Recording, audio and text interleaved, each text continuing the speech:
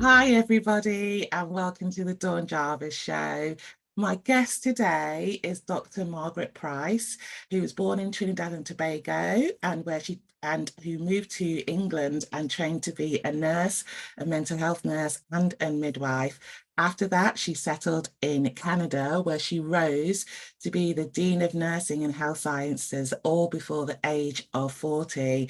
And then she received a calling to be of service to the world, and that led her to work in the Caribbean, Africa, and the Middle East, and travel across at least 17 countries serving her community. Dr. Mackenzie, it's a pleasure to see you. How are you today? Oh, I am fine, thank you. It's such a pleasure to have you here. How are you? I am fine, thank you.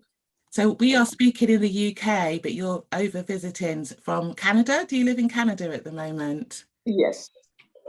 And how are you? Trinidad and Tobago. Okay, and how are you enjoying your time in the UK? Well, so far fine, except the weather yesterday didn't. Well, it was typical English weather. It was yeah. it was raining yesterday. Yes. We've had a summer of absolute joy and warmth, but yesterday was torrential rain. Yes, but the ground needed it. I think the trees definitely needed it, and the grass. So, Dr. Price, you have written a book called My Incredible Life Journey. But before we talk about that, tell us a little bit about how you, about your life story and how you came to write the book.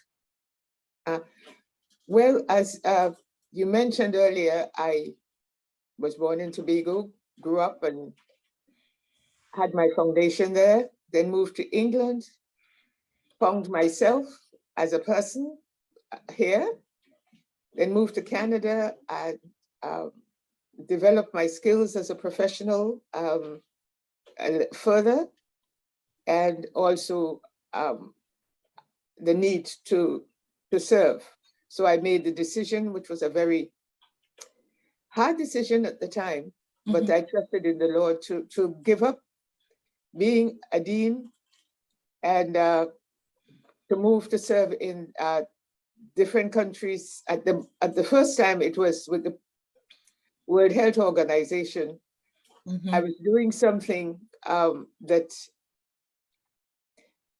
was needed because the islands were small and they could not afford to have a training program in each island. So they were brought together and I was asked to help prepare them to teach in their various professions, various health professions. So I went to Barbados. And then after that, I went to Guyana, where I worked with the Caribbean Secretariat, CARICOM Secretariat, and served in the less developed countries in CARICOM and Barbados. And at the same time, I was able to develop my skills and pass through the United States and got a doctorate in public administration. Wow. And since that is what I was doing, it helped me very much to apply. So throughout my life, it's been a growth of professionally as was needed, and spiritually as absolutely was needed. Because I didn't start off my life thinking that I was going to, serving my neighbor was going to be my number one priority, but at this moment, it is still my number one priority. You've had a wonderful life, which started, well, it didn't start, it started in Trinidad and Tobago, but you came to the UK and trained. And so, you know, my parents are from Jamaica, so I have a Caribbean heritage. What was it like to come to the UK? Did you come in the 50s or the 60s? I came in the 50s. I was with the early bunch of post-war people who I guess came to the UK. And it was okay. I think there were a few of us, and those of us who went into the health professions were really welcome. They needed, we were needed, and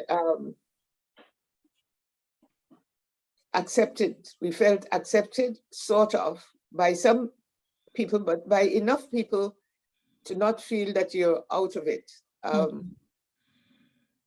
And so it was not a bad experience. It was a growth experience for me. You settled in the Midlands. You settled in Nottingham to do training. Did you do all of your training in Nottingham? No, I did my midwifery in London. I did my midwifery at Guy's Hospital in London, part 1 and part 2 in Hackney. So that was those were the last training that I did in England before moving to Canada. Oh, wow. But your intention was to go back to Trinidad and Tobago. So how come you ended up in Canada? Well, what can I say? I felt that, well, I did go back, okay? And I waited for 3 months to get my registration done and things like that. And it didn't happen. But before I went back, a director of nursing came from Canada to England to recruit nurses. And a friend of mine encouraged me to go with her. So I went and I did the interview. And of course I was offered a job. So when I couldn't get an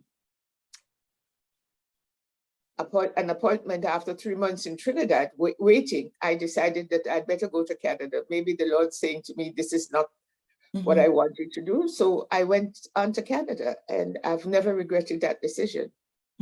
Although I've tried to return to Trinidad a couple more times to work, but it somehow doesn't seem to be what I'm supposed to do. It's really interesting, isn't it? So I suppose from the Caribbean sort of migrant experience around whether it's possible economically and for lots of reasons to go back. I think the intention is to go back, isn't it? But sometimes that's quite difficult to do. And I think you utilize the opportunities that were available to you, but you have actually in a maybe in a longer way than it was intended, you've actually managed to sort of like give back to those communities, haven't you? Yeah, well, I'm back to Trinidad half-time. Yes. To Tobago half-time. I hope it would be for good, but I don't know. Well, it's good for now, isn't it? That's the main thing. Yeah, I told myself, I don't know if the Lord moved me back there so I could write this book. And then what is going to happen to me after I write the book, I don't know. So that's what I mean. But I'm 86 years old now, and I'm flexible and able to move and able to concentrate. That's amazing. To continue to contribute. So I'm willing to do that. So what inspired you at 86 to write your book? Well, I had a friend who unfortunately has passed, but she used to come and visit me. I made her a friend when I became director of nursing at London Psychiatric Hospital in Canada. And she would come and visit me wherever I was in the world. And when I was in Ghana, she came a few times, and I would come and stay with her. She became like my sister. And she kept on saying, Margaret, you've got to write this, your life story. It's going to be helpful to write it. So I thought, well, I'd check with my sisters and see what they thought. And they thought, yeah, do it. So I wrote it. I started writing it. I had no idea as to how it was going to turn out, interestingly enough, because I thought I would just write about my professional experience. But it turned out that it's about my professional, my spiritual, my social, and it shows how intertwined they are, how we can grow at the same time, spiritually, as we go physically, as we go socially, and as we go professionally. And they can all be intertwined and feed into one another. Absolutely, absolutely. So in your book, you talk about your spiritual journey and your love of God, and also your love of your neighbour is really important, is essential to your success. And tell me a little bit about that. Well, you know, as a Christian, we tend to we talk about love of God, but if we listen, it also, Jesus summed up everything into the love of God and love of your neighbor, loving him as yourself. Mm-hmm. And it's important because to your neighbor you give, to your neighbor you show love, and you receive love. And then you know that you're really loving when you can, you're really following Christ, at least, when you can give and receive that love and see that the love you give is bearing fruits. Mm-hmm. So not just you giving it to someone who throws it away or whatever, but that it bears fruits. And so that's how I see it. And so in the chapter in the book on legacy, there is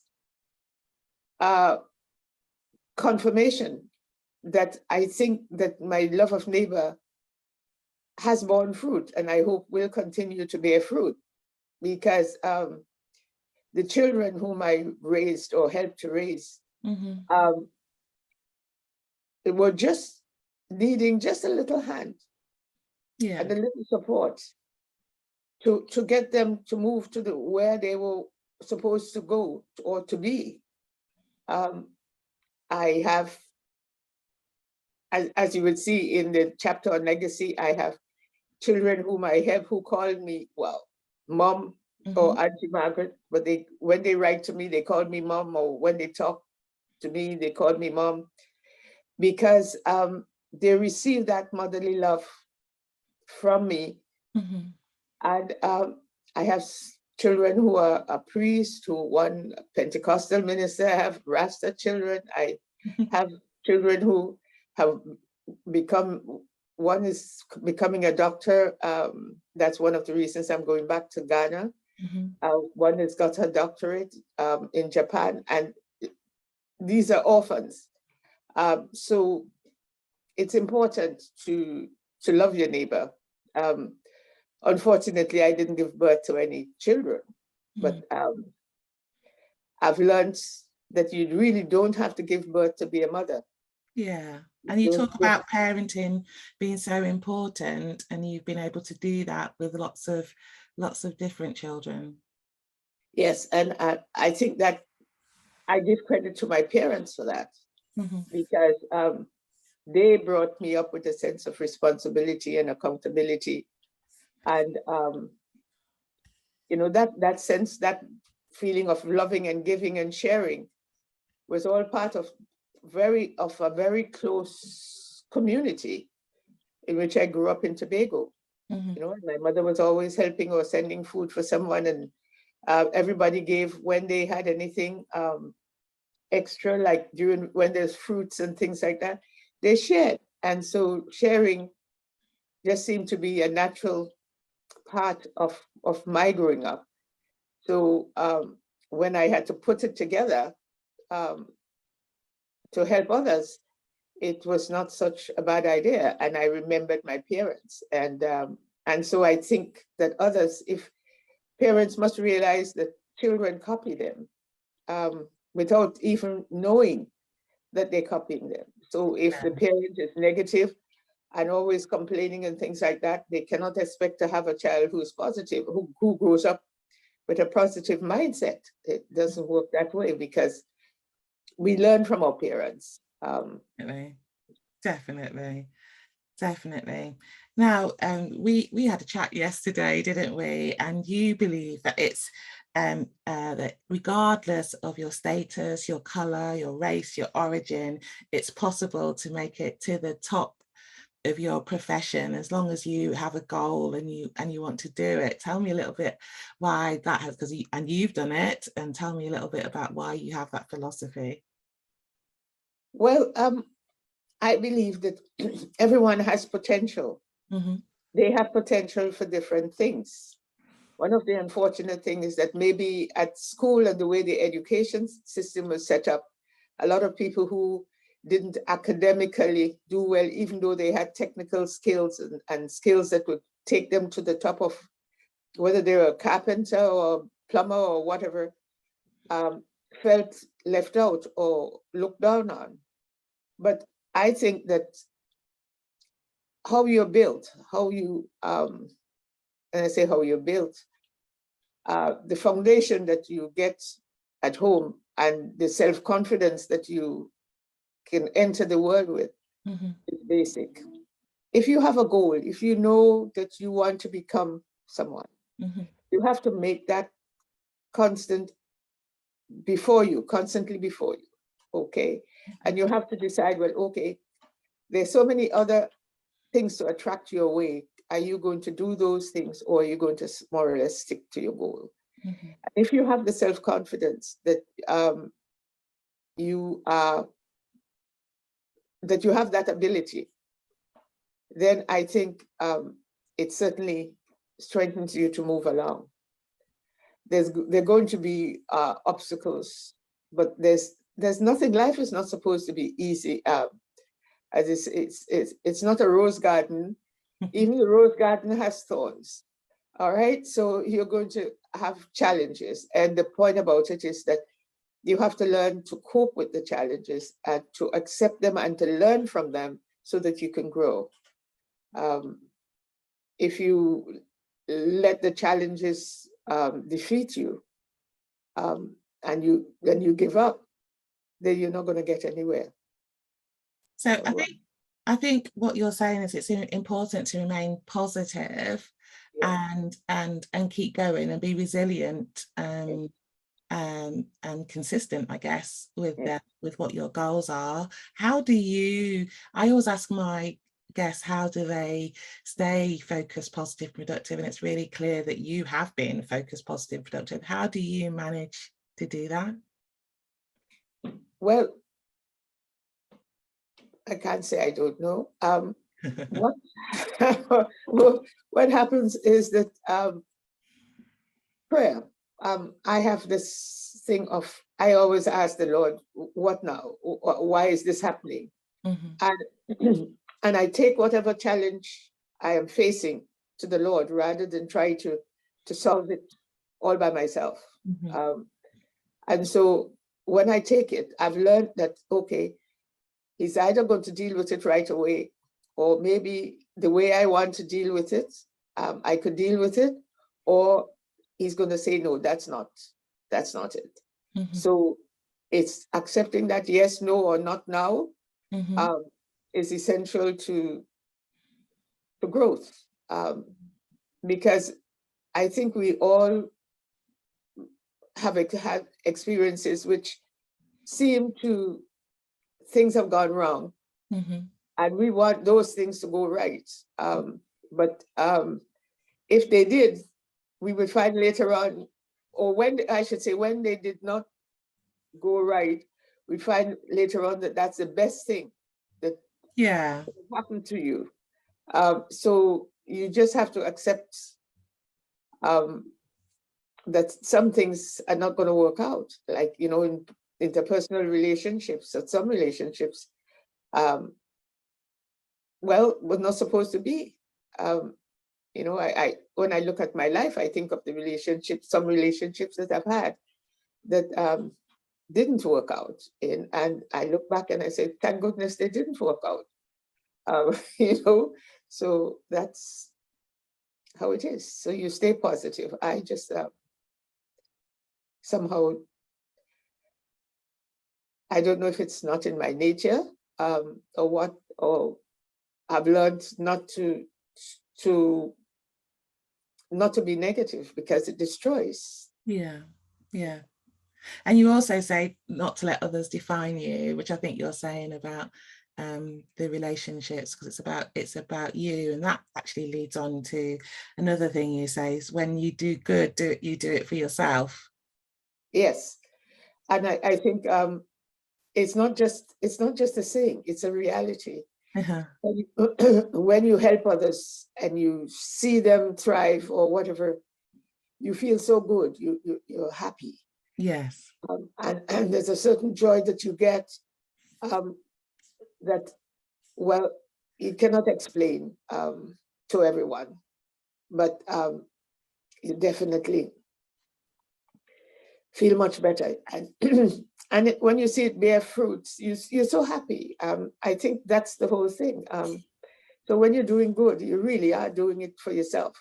You're not doing it for the person that, it comes back to you.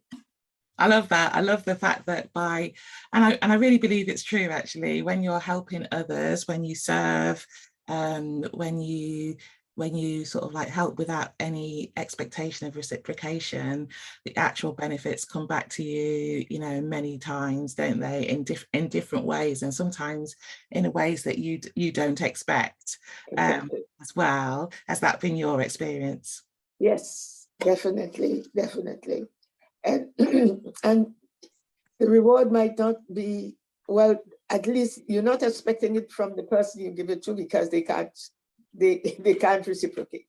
Mm-hmm. But then there's so many other benefits that you receive, that you realize that, okay, it's the Lord giving it to you, and the more you give, the more you get. Definitely. Definitely. Now, so your book, how do you get hold of your book? When was it published, and how do you get hold of it? It was published late last year. Mm-hmm.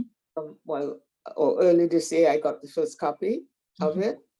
I have a website called Dr Price. Mm-hmm. That's Dr Price @.com. Sorry. So if I could repeat that, it's Dr Price.com. Yes, and we'll put that in the show notes, and it's also available on Amazon as well. It's available on Amazon. Well, in Canada, in the United States, there are more sites, and in Canada, we have more things. But at this moment, in the United Kingdom, it's Amazon. Okay, brilliant. So the podcast goes out all over the world, so you'll be able to get the book, and we'll put how that's available in the show notes as well. Dr. Price, it's been wonderful to talk to you. I ask all my guests, and I think you are the most mature guest I will have. You've told us that you are 86 years old. You've traveled all over the world. You've risen to the top of your profession. And I ask all of my guests, how do you manage your health and well-being? Because you look amazing, and you look very well on it. So what's your secret? I think not to worry so much. That's how I see it. Yes.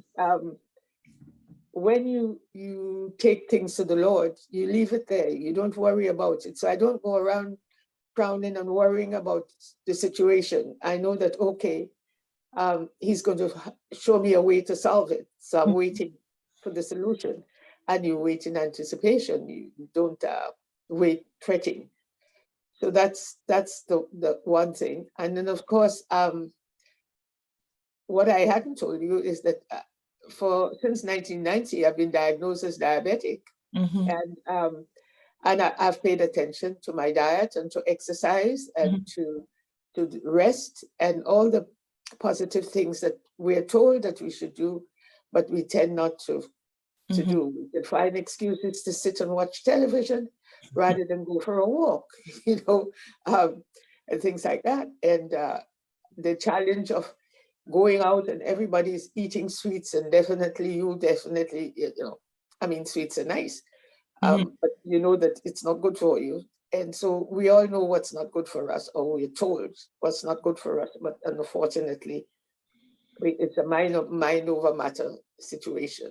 And so I try to let my mind control that desire to Mhm. do what is not good for me. Yeah. And you're looking fantastic on it. I want to ask you, you've lived a wonderful and fulfilled life. And I don't mean this in a negative way, but do you have any regrets? Is there anything that you still left to do? No, I can't say I have any regrets. As I said, I had maybe relationships that didn't work, and I'm glad they didn't work. I at the time now, I no, when I left Ghana, when I decided I was going to leave Ghana and return back to the West, Mm-hmm. I think my spiritual advisor thought that I should, or I just needed a break, but I decided that I should leave.